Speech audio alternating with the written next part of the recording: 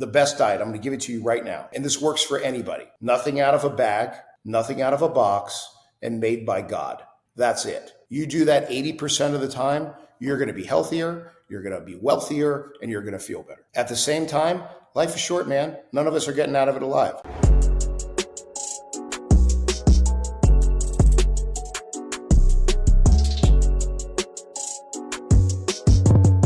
What is up, Growth House family? I am out here in Medellin, Colombia, but guess what? I have an amazing guest coming on the show today. Dr. Boyd, David Boyd. How you doing, my man? Good, man. So happy to be here and I've been following your adventures while you're there in Medellin. And you are an inspiration to go have fun. I appreciate that. We just talked about that, off camera, and it's been kind of fun just being out here and having a lot of people in the States, especially in Arizona. It is like 1:15. And yes. So every summer I try to escape that heat. It's a little too much for me out there. Yeah, me too. It's like, that's where I'm at. I'm here in Phoenix. So it's like either air conditioning, swimming pool, or just really like trying to do anything to cool off is really the name of the game. 100%. And I'm excited to dive into this podcast because let's do this. I want to give people a little sneak peek. So we're going to be talking about a lot of stuff. Everything from peptides to Ozempic, biohacks that actually work, biggest misconceptions in the space of health and maybe biohacking as well. Some of the wildest mainstream hacks that are out there. I know you post these all the time and I get a kick out of it because I'm like, that is crazy that some people just believe someone that has no background in this space and they're just out there just talking on Instagram saying, hey, you should try this. And you're like, definitely do not try this. So I'd love to dive into all of that. And then as I'm in Colombia, maybe there's some drugs that I should be getting down here and bringing back to the States. Maybe they'll be a little cheaper. So maybe give you a little insight on that. But it'll be fun just kind of to dive into everything that we're going to talk about today. What I want you to do is kind of give some of your qualifications on your background so people understand like, okay, this is someone that's actually been in the space, studied, and then, has now opened your own practice with Blind Spot. Yeah, absolutely. So a little bit about me. So I've been I can't believe it's been this long, but I'm coming up on 20 years as an attending physician. So as a board certified family physician, it's been 20 years already, but I've pretty much done it all in terms of medicine. I'm classically trained as an MD, as a medical doctor, but throughout my career, really, it was the time of COVID that changed, like so many things for so many people. It kind of changed my outlook on things quite a bit. At that time, I was boots on the ground. So, I was a hospital doctor during COVID that was, taking care of thousands of patients over the course of the years, having to make life and death decisions. And that's really when I made the recognition of how fractured the U.S. healthcare system is and said, you know what, I'm going to leave this and I'm going to do it the way I think it should be done. And with no entrepreneurial experience whatsoever, failed forward on the business side, building a practice that eventually, has attracted the top entrepreneurs in the United States. So now I take care of some pretty big name entrepreneurs. Some folks I can mention, some for privacy I can't. Some of them don't care. Just like, I don't care. You can use my name. But, I take care, you mentioned Brad Lee, Carlos Reyes, Garrett White, Dean Graziosi, Brandon Dawson, on occasion, Grant Cardone if you need something. So I understand, particularly when it comes to stressful demands on folks. And, let's face it, none of us want to wait. Like none of us want to go through red tape. We all know that the system is very, very broken. And if you buy into this reactive healthcare system where you essentially wait for problems to come about, well, then you can actually never really get ahead. So that's one thing that I've really appreciated in becoming an entrepreneur myself and with an entrepreneur mindset is to think differently in order to get a different outcome. And that's what I do with my patients, and it works very, very well. I love it. And I think some people probably were wondering, like, Jesse, you never had like a doctor on the podcast. Why all of a sudden? But you kind of just mentioned it. You work with very high level entrepreneurs, people that have a lot of stress, like you mentioned, and something that, as Immersion, we have masterminds for 7+ figure entrepreneurs and business owners. And they started reaching out to me saying, man, what's going on with all this different stuff? Obviously, we want to become the best versions of ourselves, whether that's in relationships, whether that's being parenting, but then also what's first? It's the health. It's like, how do we live longer? We have so many more responsibilities. We have so many people that actually care about us. We want to feel, look good, and live longer. And so that's where I always like to give the backstory about, why, and then also who connected us, because Immersion is all about relationships. And so I always want to give a big shout out to the person that connects our podcast guest, which for us, it was Jenny Taylor. So shout out to Jenny. She was at our last last mastermind, and she was like, oh, I'm the perfect person. You guys would hit it off. And we had a conversation. I think we went like half an hour longer than we were supposed to. So that's why you're on the podcast. We really appreciate you being here. And just thanks for that backstory too about what you were doing and then what you're doing now. And how's life as an entrepreneur? Because it's now been 4 or 5 years? This is year 6 in Year business. 6. It's the entrepreneurial life, right? So there's ups and downs all the time. But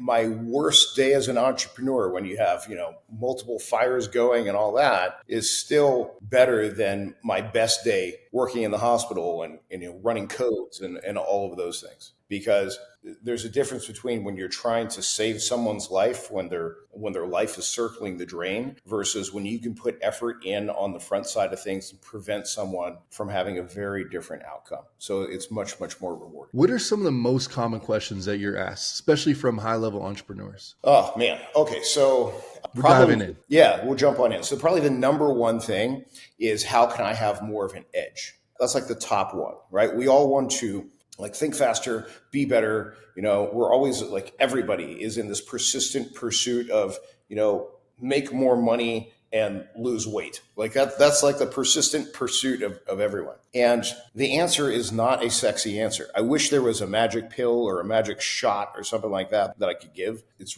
being consistent. It's being consistent, but it's being consistent with what works for you. So you had mentioned there's all these folks that call themselves experts, right? Particularly on social media. And they're like, well, you got to eat this way. You got to do this workout. You got to be up at 4 a.m. There's all these things where you got to be. And the answer actually is, it's whatever works best for you. I know folks that, $100 million in their bank account, they don't get up till 10 a.m., right? They may stay up later. I know folks that they, GGL, Global Gaming League, which is going to be coming out soon. Clinton Sparks is a brilliant guy. Multiple records produced and so forth and so on, that his downtime is playing some video games in between. And that's how he actually kind of clears his mind, not meditation. For some folks, that would never work. And meditation is the thing. The point is that finding and testing what works for you and then finding that's what I've found to really be the key. And so when somebody has no idea where to start, which, I've certainly been in that place, where life was in disarray, and it's like, okay, maybe I need to start with fasting. Maybe I need to start with cold plunges in the morning, whatever it is. There's no magic formula that just do this one thing that works for everyone. We're all individuals. We all have strengths and weaknesses. And so it's finding the combination of things in diet, in exercise, in optimization of hormones, in longevity. It's finding what works for the individual that helps them to really unlock their superpowers, maximize their strengths, and minimize their weaknesses. What would you say is the best way for people to start exploring? Let's say you mentioned cold plunging or sauna or, some of these biohacks or even diet.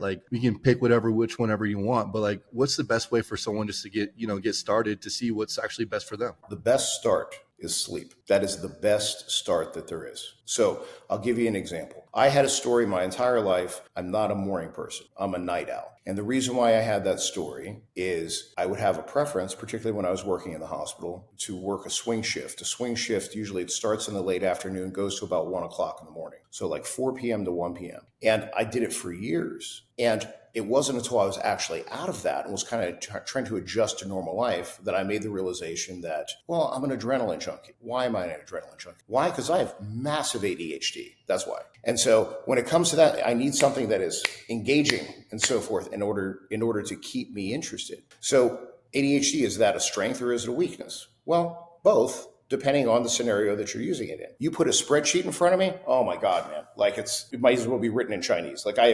I'm not your spreadsheet guy.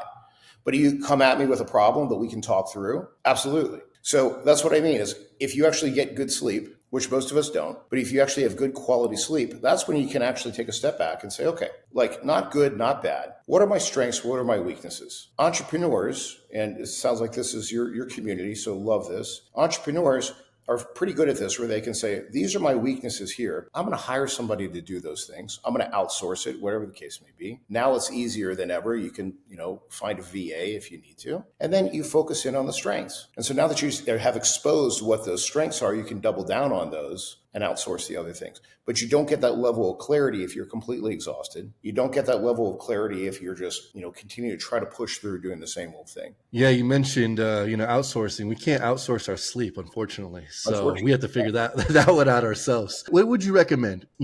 Should everyone go get a sleep study to see what's going on, or is that unnecessary? What are some maybe just tactical things that if sleep's the number one thing we should start with? Like, what one or two things are like, Jesse, if I were you, I would do X, Y, Z this week to get started. And then also, I'm just curious about the whole sleep study thing because I actually have sleep apnea. I think I mentioned that to you on our call, and I think a lot of people do, but they don't realize it. Absolutely. Yeah, that's a very good point. So the number one thing I would start with is actually do an inventory of like the caffeine that you're taking in, probably number one, right? So I'm a coffee drinker, not into energy drinks. Coffee's my thing, right? So I'll start the day with 1 cup of coffee. Usually I limit myself to 1 in the afternoon and not after like 3 o'clock or so. For some people, that may be 3 cups or whatever the case may be. But caffeine has a tendency to hang around for a longer period of time. Now, here's the thing. Caffeine doesn't affect everybody the same way. There's some folks that are such heavy caffeine metabolizers genetically that, they'll have a cup of coffee before they go to bed. It doesn't affect them. So it's not a blanket rule. But for the majority of folks, and considering that coffee is like the number one consumed beverage worldwide, start by taking a look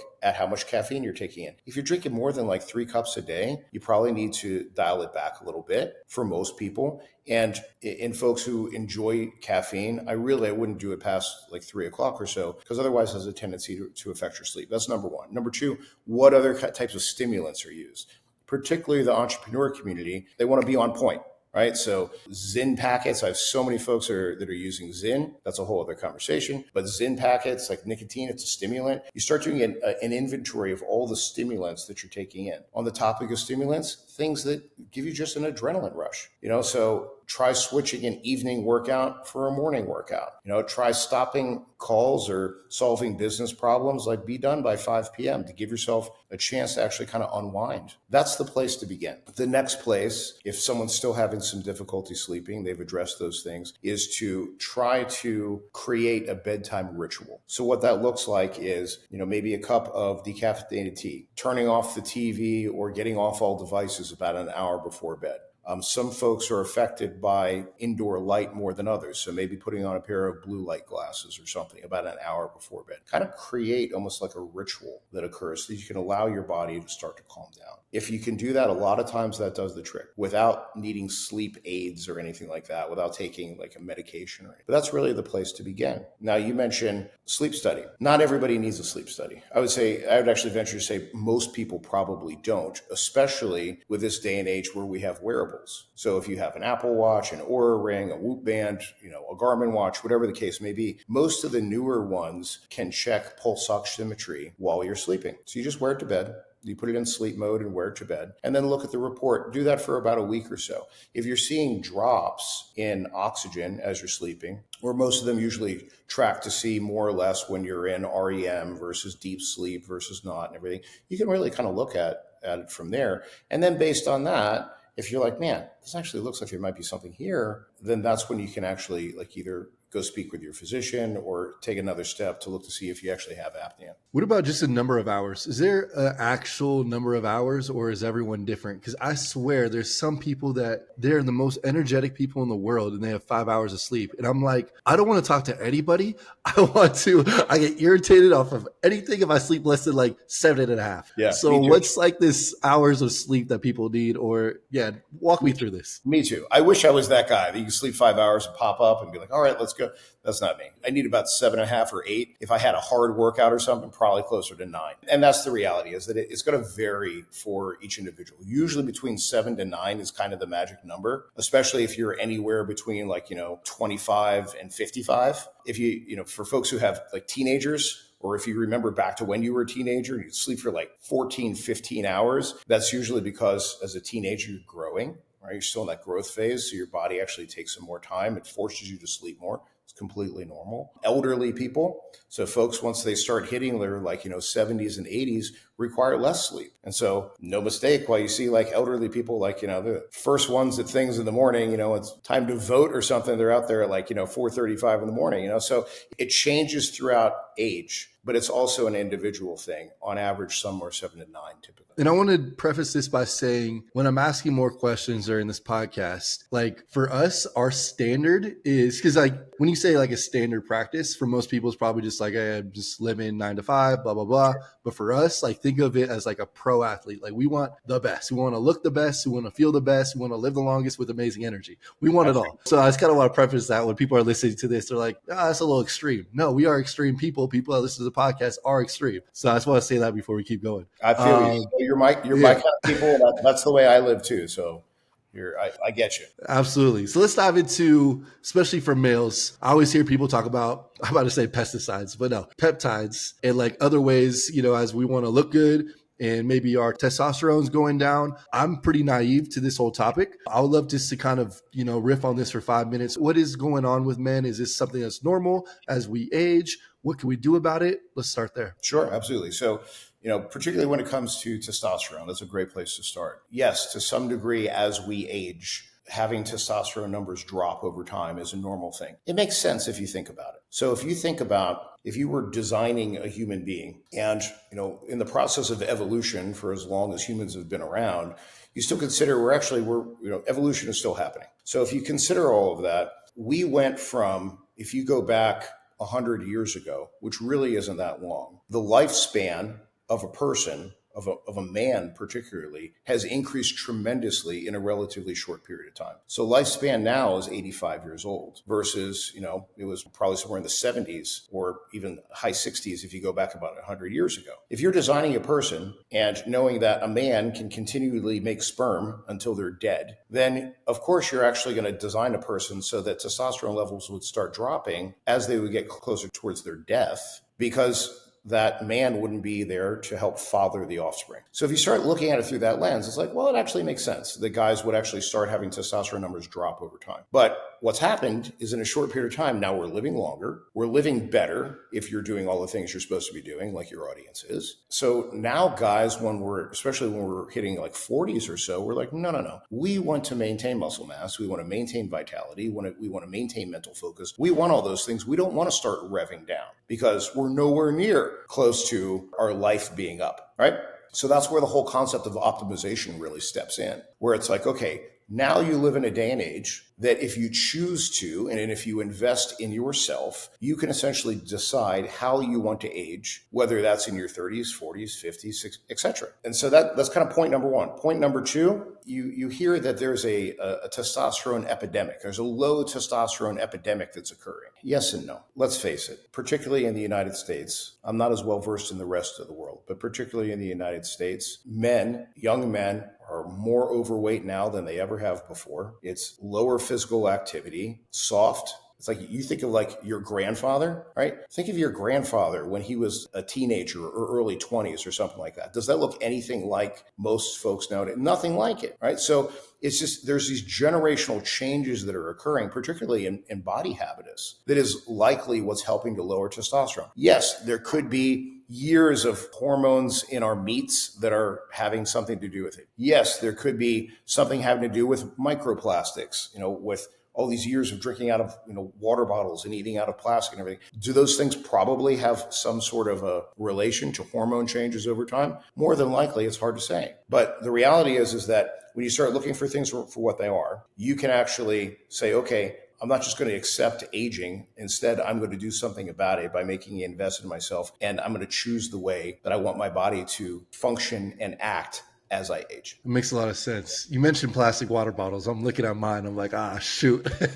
Yeah. Is that something that's like an absolute no? Like, Jesse, go throw all these water bottles out? So here, I'm going to tell you this, and I'm going to leave names out and everything because I don't want some massive lawsuit to track me down. But I had met someone just casually, was at an event that worked for a pretty big food distribution company, like big in the world. And one of the things they do is they make bottled water. And at this event, they had like bottled water and everything. Just, there on the table, you just grab one or whatever. And I go to grab one and they said to me, I wouldn't drink that. I'm like, why? They're like, well, here's the deal. It was probably, before it got here, it was probably in a big package on a pallet on a loading dock. If it was on the loading dock, it was probably sitting outside. And if it was outside, it was in the heat. Like, yes. So they have studies that show that whatever that plastic's made out of, which most water bottles, it's like a cheap, brittle plastic that leach into the water. That was a game changer for me. So ever since then, I do, sometimes you just, you're stuck and you have to drink out of a plastic water bottle. But ever since then, I really try to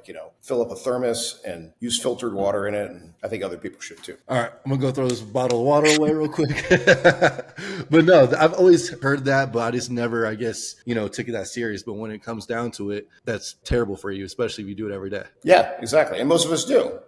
You're trying to keep a certain level of fitness, right? So you're working out. You're keeping muscle mass on and everything. You're trying to, do your best to drink a gallon of water every day. And it's easy to just grab and go with those types of things. So yeah, I think it's worth it to, put some thought into it first. You're already saving years on my life right now. So I appreciate that. Let's jump back into peptides, because that's a topic that just is like so common. And, you see influencers out here. I saw one in Colombia. That's like, yeah, I go to Colombia. That's why I mentioned about the drugs in Colombia. Yeah. He's like, yeah, I just got out of the pharmacy and I got my peptides. I'm about to, give myself a shot. I don't even know how they really work, but break down, is this for everyone once they hit a certain age? Who is this for, and does it actually work? So peptides, it's a lot like saying automobiles, right? Just like you have a ton of different cars that are out there, you have a bunch of different peptides. And just like you have different classes of automobiles, whether it's a truck, an SUV, a sports car, same thing with peptides. You have peptides that do all different things. Consider that there's a peptide for pretty much anything. There's a peptide to help you grow hair. There's a peptide to help make you more tan. There's a peptide to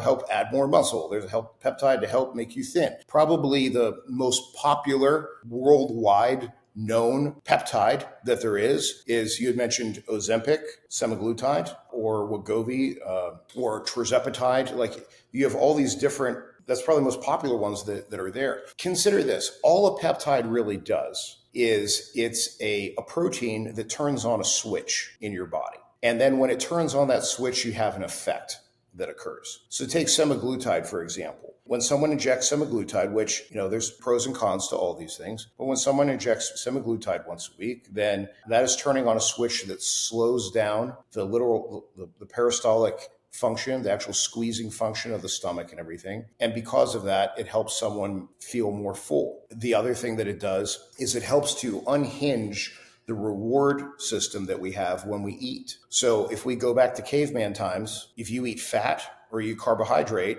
you get a little boost of energy. So for example, you get some berries off a bush if you were a caveman, or you chase down the bunny rabbit, smack it on the head, cook it up, get a little bit of fat. That was a reward, so that way you would know to do more of that, because that had more calories to sustain energy for a longer period of time.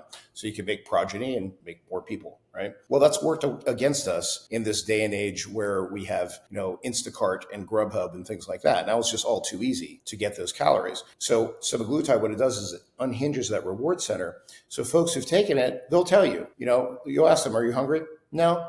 You'll offer them like a cupcake or something. They're like, I'm fine. There's no association to food anymore. Food becomes fuel instead. And this is in regards to Ozempic. Yeah, that's why it's worked so well in terms of weight loss, because you don't have to really practice craving control anymore. You really don't have it. And for that reason, it's easier to lose weight. And then you add the fact that food hangs around longer in the stomach, you feel fuller for long. So that's how powerful peptides can be. They're not a willy-nilly thing. There's a lot of folks on social media that they say, well, it's just a protein, can't hurt you. Not true. Anyone who's taken too much semaglutide or has taken semaglutide and said, well, now I can eat whatever I want. They try cramming down 4 pieces of pizza and spend the next 2 days throwing up. We'll tell you, peptides can be very, very powerful in both, pros and cons. One of the ones that I don't recommend for people at all is melanotan. Melanotan is a very popular one, particularly with bodybuilders. Why? Because it helps to shed body fat and it helps to make you more tan, which sounds great.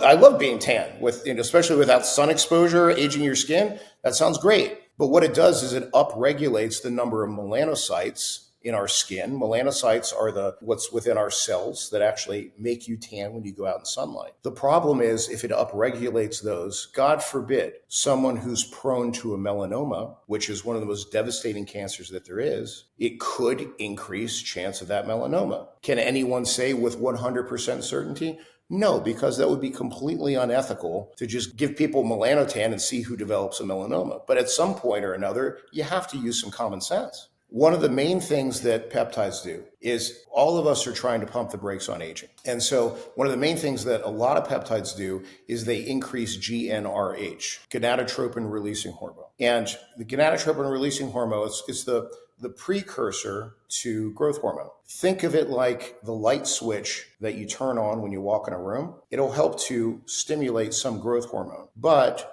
just like no matter how many times you switch on that light switch, it's not going to get more bright in the room. Same thing with when you're using a GnRH agonist. It's not like if you take more of it, now you get more growth hormone, despite what people think. Regardless, God forbid, if someone has a cancer that's present that they don't know about, which is majority of the time how it goes, and they're giving themselves something that increases growth hormone, well, that's like throwing gas on the fire. So what blows my mind is that physicians have a ton of regulations on them, okay? Between American Medical Association, every state you have to be licensed, you have to have malpractice insurance, tons and tons of regulations if you're a legitimate practicing physician. Compounding pharmacies and things like that, FDA, tremendous amount of regulation on those things. Yet folks can go online and just buy a peptide. You could Google it and just buy a damn peptide from anywhere. But if you read, there's always a little box at the bottom of the website page that says not for human use. Yeah, you can take a look and see.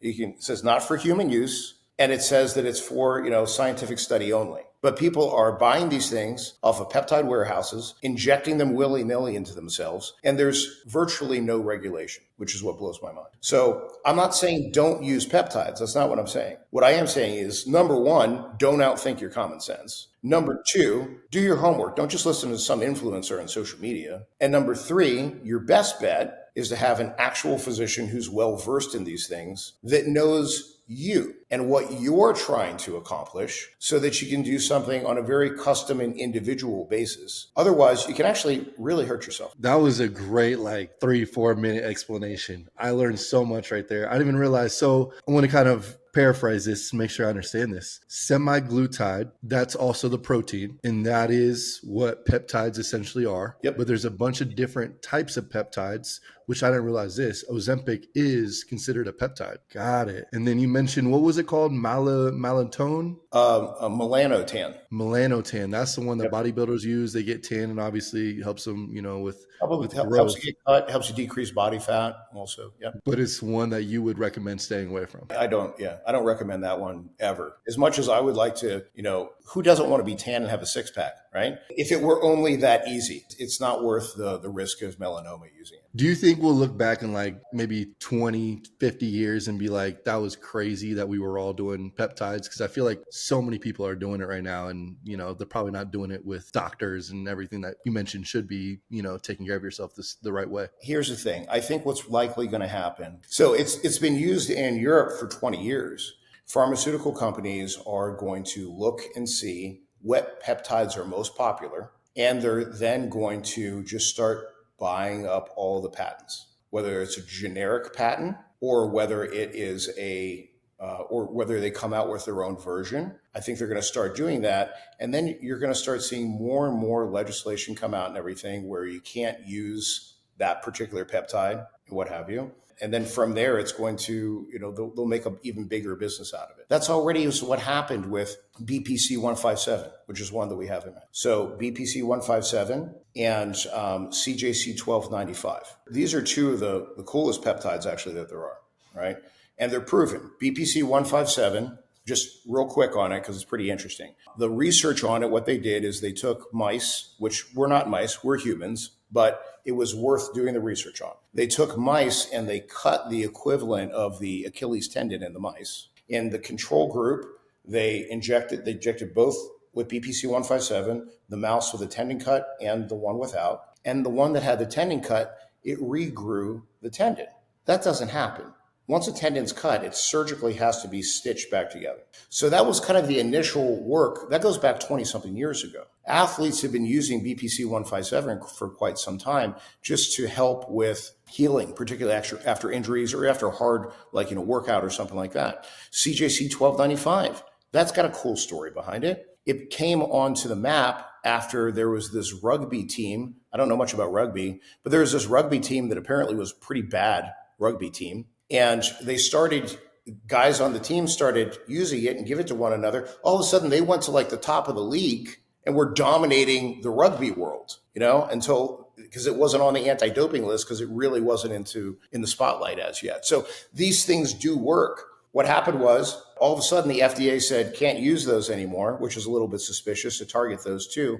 I bet you're going to see them come out, in a few years from some big pharmaceutical company, on the anti-aging side of thing, because that's how these things go, man. You want to talk about entrepreneurship and business and everything, the really big moves, that's where you see big pharma, like all these big organizations that are doing that stuff, particularly when it works. So I think that's what you're going to actually see over the course of the next 5, 10, 20 years is you're going to see more peptides, but you're going to see it in a different way. All of a sudden, when you're sitting there, watching the game or watching the news, you're going to be seeing ads for it instead, because, it's going to be sold to us in a different way. So interesting. We could do a whole podcast just on that. Oh, just on that. I know. Changing gears just a little bit. Let's talk about biohacking. Yeah. Are you a believer in biohacking? Are you a morning sauna cold plunge? Got the whole routine going down. Does it actually help? Like, what's your thoughts on, biohacking? So here's the thing. There's a difference between biohacking and bioquacking. Okay. You have so many folks that are out there that have zero, it's so frustrating, zero experience, like have never taken care of a patient, have never made a life or death decision, talk a lot of pseudoscience so that maybe someone, would hear buzzwords and be like, wow, this guy's, really emphatic about what they're talking about. They're really passionate about it. And they use buzzwords. They must know what they're talking about. There's so many folks that are just cramming products and everything down people's throats. They're harping on either insecurities or the fact that they've had loved ones die young or die of cancer or whatever the case may be, or what I see all the time that, because of the distrust in the medical system after COVID, which I get, but instead you have a bunch of snake oil salesmen that push that. And you don't want to listen to your doctor. They don't care about you. You're only in there for 7 minutes, and insurance companies pay them and big pharma pays them, which not true. But you have a lot of folks that take this misinformation, they redirect it, and then they give some new information that somehow they only have, and then tack an affiliate code at the end. I see it happen all the time.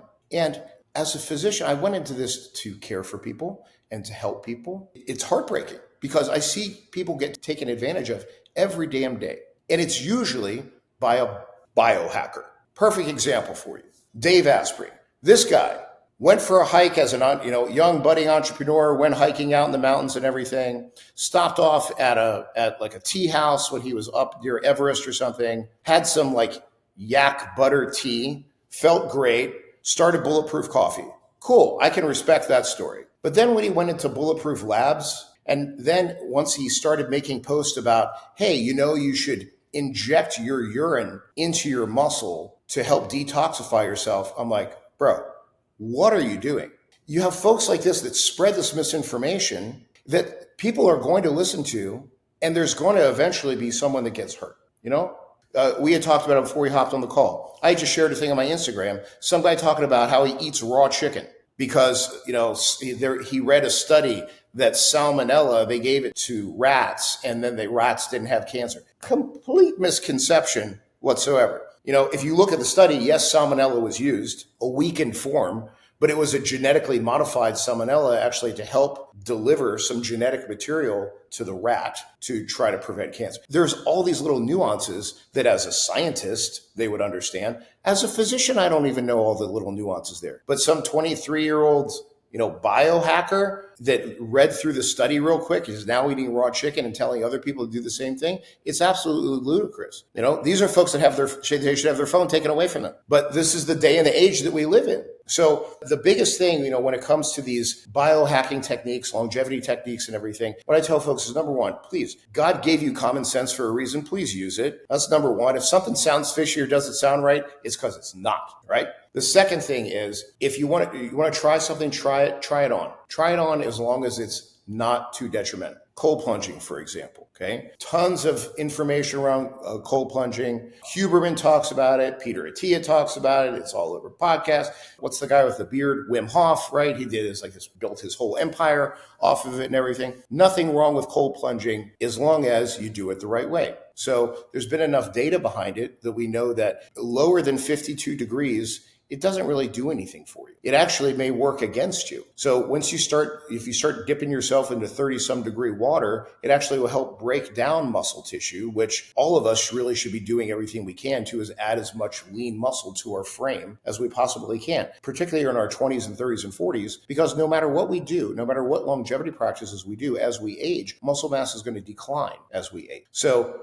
why would you put all this effort into building muscle and then get in 30-something degrees water and have it slowly whittle away? It doesn't make any sense. Have I done it? Yeah. I wanted to prove how macho I was, so I got in cold bath. I'm sure that there's an Instagram picture of me holding up ice, like I'm a macho dude in the cold bath. Sure, I've done it. There's more data out now that says that was dumb.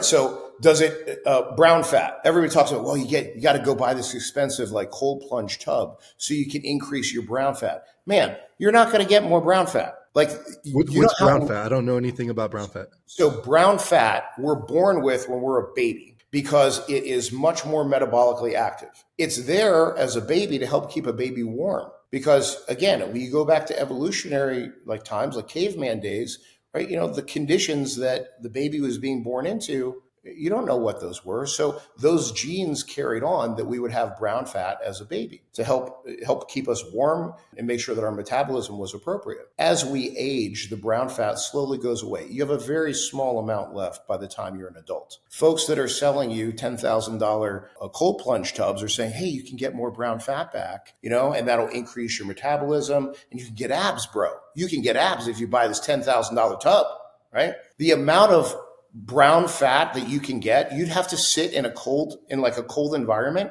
for so damn long to start generating it. There's no amount of sitting in cold that long that's going to generate enough brown fat that's going to give you abs. It's not going to happen. Our body doesn't work that way. So if we're going to talk about benefits of cold plunge, the real benefits are this. If you're an active person, you're lifted weights, you're running, you're doing all the active things, it's going to help with inflammation. Why? Because we haven't invented anything better than ice to decrease inflammation. There's all kinds of things you can take for inflammation. Still, cold works the best. So it works great for that. The second thing, when you get in cold water, have you ever done cold plunge, Jesse? Yeah, I did it for 200 days straight. Cool. So when you get in the cold water, is there anything that you're thinking about other than the fact that you're freezing your ass off right then? No, just when can I get out?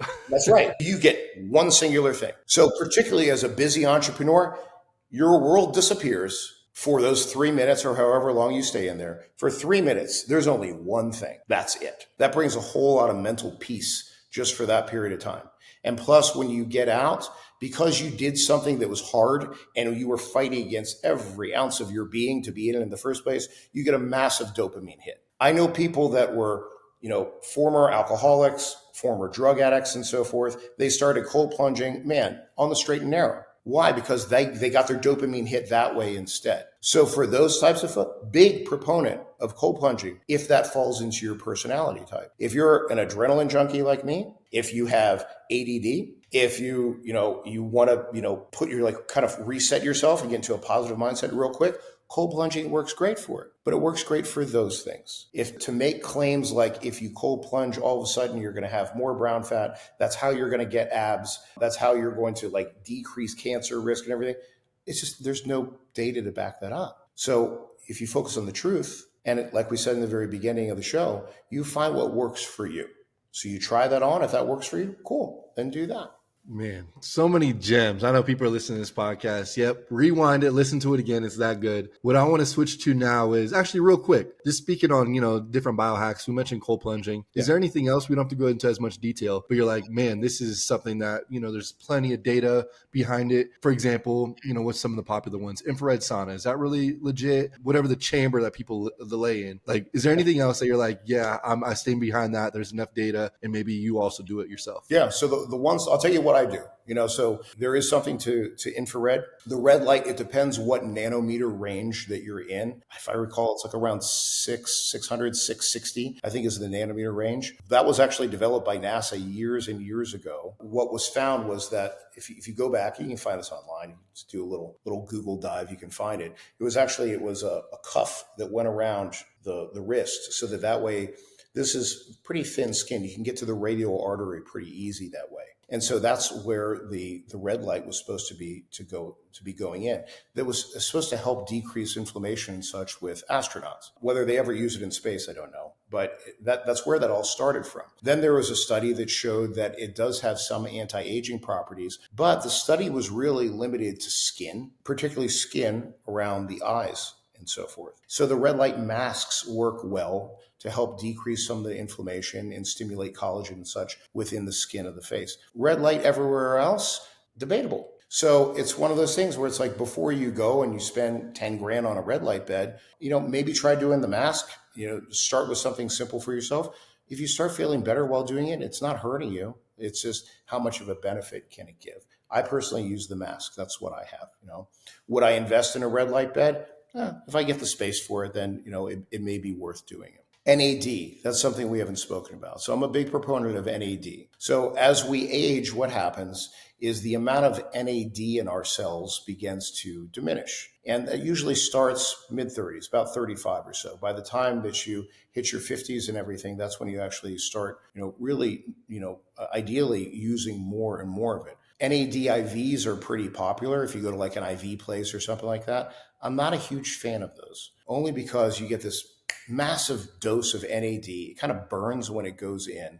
For like a day or two, you feel like you can conquer the world, and then it just kind of goes away. There's a company called Elysium. They use NMN, which is the precursor to NAD. I did that for quite some time, but a lot of that gets dissolved in the gut. I find what works best and what I do personally is I do an NAD injection subcutaneously, just under the skin. I do it 3 times a week. And that's enough where it just kind of keeps the level peaked. You don't get jittery like you're on caffeine or something like that. Instead, you have kind of like a nice, steady energy flow that works particularly well if you're someone in your 40s, or even if you're in your 30s and you really want to be at your peak.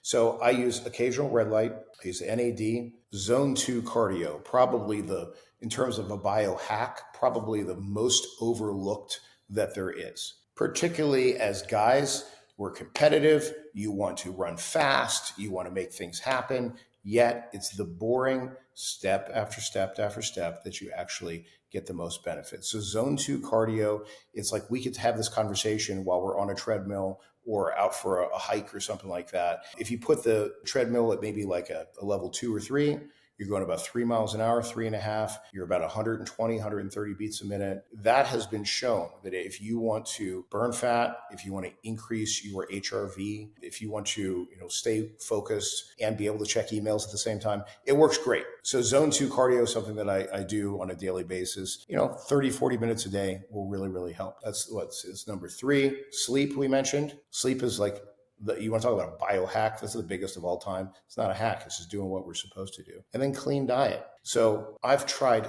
every diet that there is. I always try things on myself before I recommend it to a patient. I went vegan just for the hell of it for 6 months. That was tough. I'm not a fan of carnivore diet. The guy who created the carnivore diet, total quack.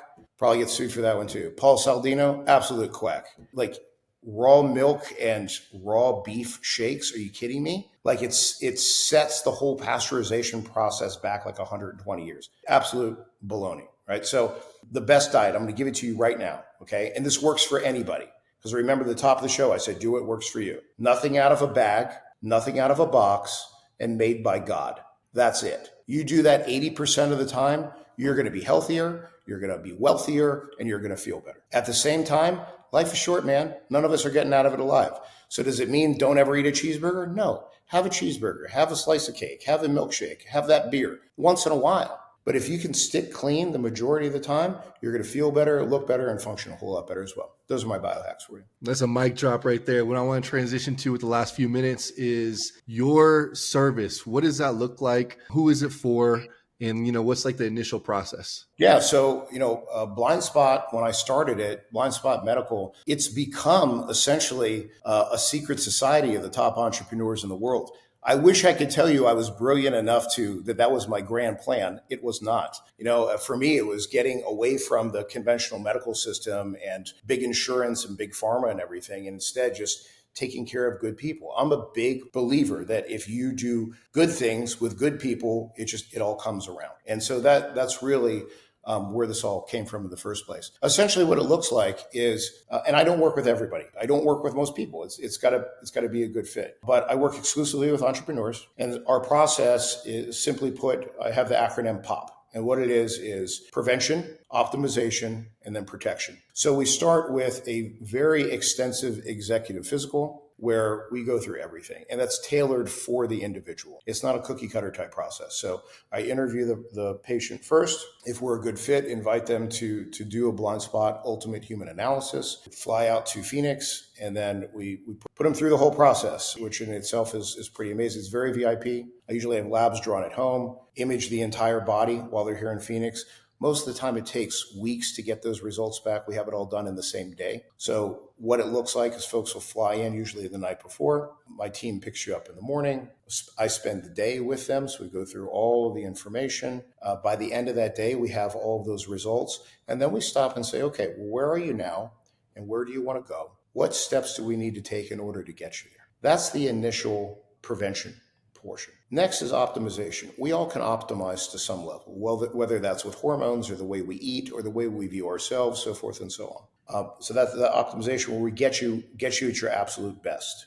And the cool thing is, when someone is at their absolute best, you can't help but make more money. You can't help but have better relationships. You can't help but have a better life. And then the whole thing of protection is to keep you there, to keep you at that level that even as you age, you're still at your absolute best, no matter what age that you are. So that's how the whole process essentially works. And it's a pretty great one. I'm honored to do it for people. That's amazing. Dr. Boyd, I could go for another 2 hours. I got like 3 more pages in notes, but we might have to do a part 2 on this one.